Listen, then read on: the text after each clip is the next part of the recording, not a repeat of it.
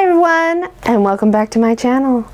So I am Chelsea, aka the Antiquarian Clothier, and we are going to be doing a late 1700s bum rump.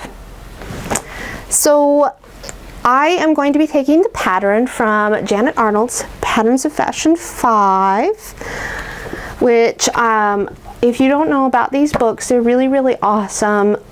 The original prints are very expensive, but the School of Historical Dress is selling the new publications at a much more reasonable price, so I'll link that in the description below if you guys haven't heard of that and want to grab these books for yourself. They're so cool. Now, what are we making out of this book? So it's literally the last pattern in the book. The garment is roughly dated 1780s to 1800s, so it's very late. And it is quite literally just called Rump in White Linen, as seen here. Don't worry, you'll get to see this closer up when we're actually doing the construction part. It's sort of, they show it definitely being able to go under like English gowns and stuff. Obviously I don't have really a dress to try it on with, so we'll have to find out what it looks best with. I'm actually making it for a different style of 1700s dress, so we'll see if it goes with it or not.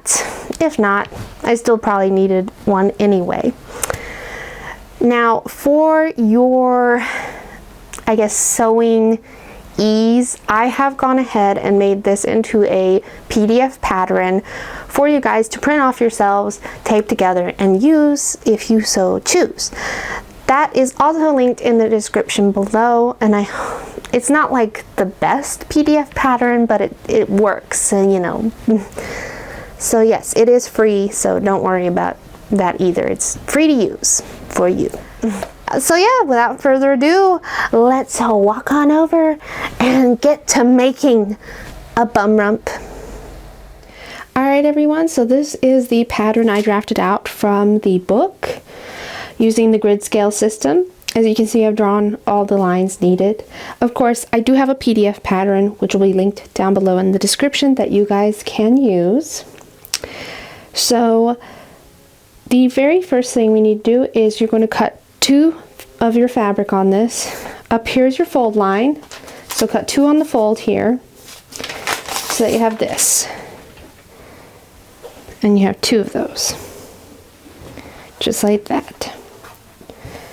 So let's go ahead and start on the construction of it, and I'm just going to be following the kind of brief instructions in the book. So let's go. Okay, I'm going to try and explain this as best I can. So as you can see, I've opened up one piece over here, and this is what it looks like when it's, you know, been cut. So we'll open them both up. Then we're going to lie one on top of the other.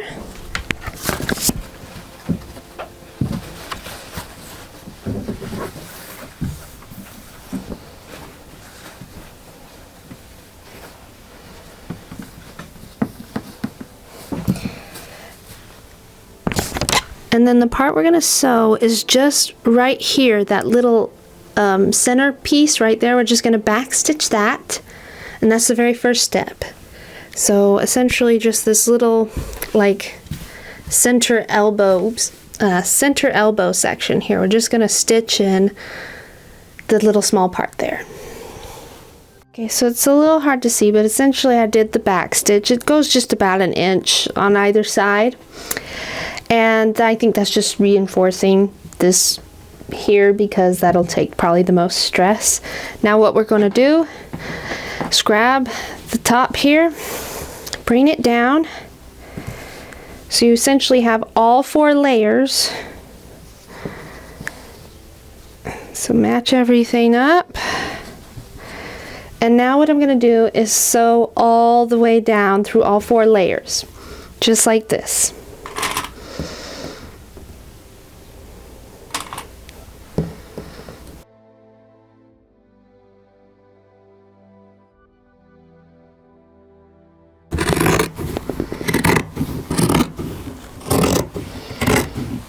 So as you saw, I went ahead and trimmed this as well. So now you'll grab that top one. So just grab it and woo! Undo it. And as you can see, our two pieces are attached. And we've already got the center area sewed up for us, which will help us make the pocket later. But yes, the only step I don't get about this is the top, because I thought it was supposed to be a solid channel. But I guess we'll worry about that when we get there. So let's go on to the next step. So this is going to be the tedious part, but essentially now I'm going to transfer all of my dashed lines onto my fabric. So that's what I'm going to do in the next clip.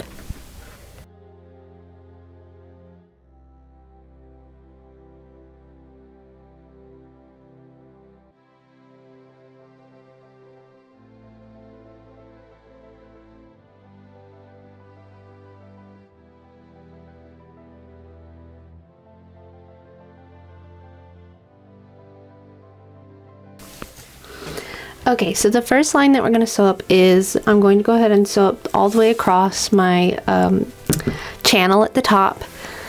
Then from there, once you have that, you'll have yourself an anchoring point, or at least what I would call an anchoring point to start, going down the dash lines to the end.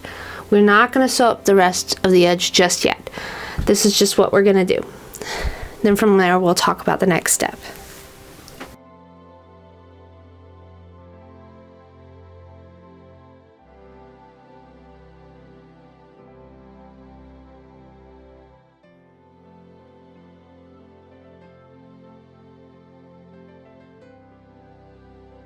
Okay, so the book gets a bit hazy on this, but we haven't sewn all the way to the edge so that I can still get in here. By the way, this is the short edge that we're looking at. So what I'm going to do is just sort of make myself a very narrow hem there. I should have done this earlier, but I wasn't thinking. So you guys should do this earlier. Okay, so now we got that nice little narrow hem on there, and now I'm just going to sew it up. Not all the way, because we want to leave this open though. So just to the beginning of our casing, and I'm gonna just go ahead and do this to extra enforce it. Alright everyone, are you ready for the most annoying part of this project? Putting in our tape, or thread, or our drawstring. So mine, I'm just using a cotton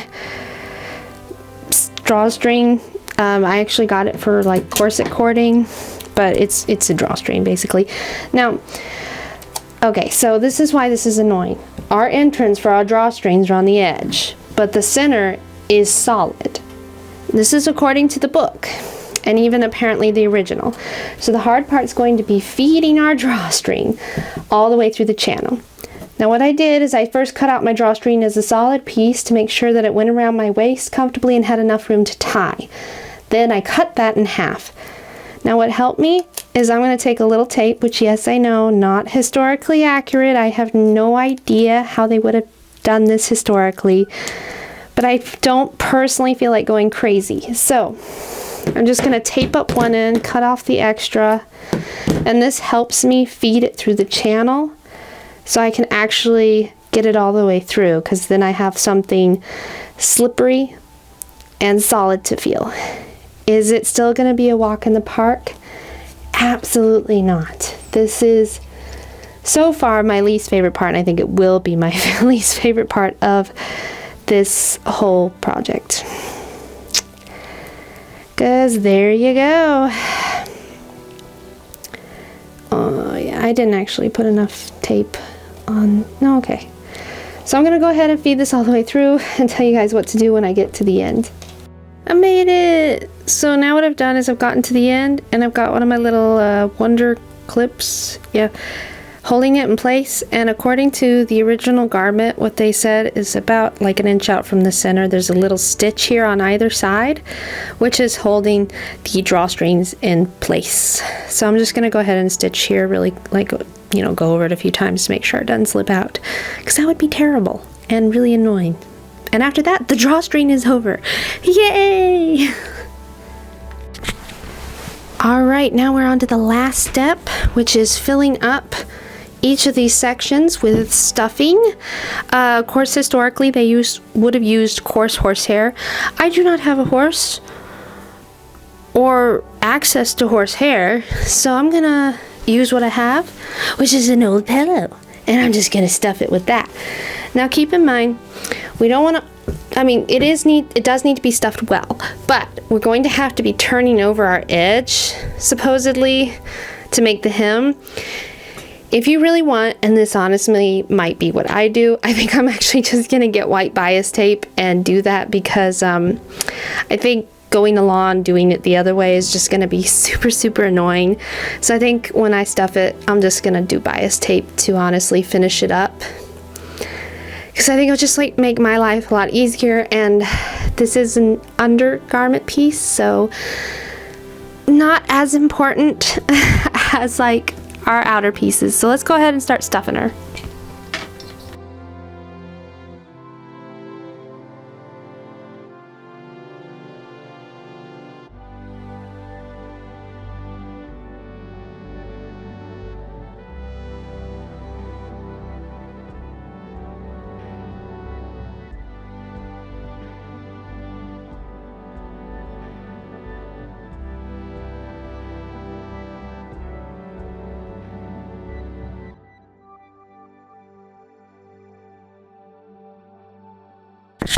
Ta-da! All stuffed. And I did try it. You can actually go ahead and sew up the hem on the sewing machine if you want. I do recommend that you stuff each one individually, then do the hem. It's just going to make your life a lot easier. Don't try and stuff them all and then do the hem. So I think it looks pretty similar to the one in the book. Of course, I need to go try it on. I did just want to talk about the thickness of each one. So these two in the middle are supposed to be 1.5 inch thick pad. Then this one, the next one's over, are 1 1/4 inch thick, and then the last 3 on each side are supposed to be 1 inch thick. Mine are a little thicker because that was really hard to do. But I think we should also kind of keep in hindsight that that was the measurements off the original, which is a very old piece of garment. Like, really old, so maybe it deflated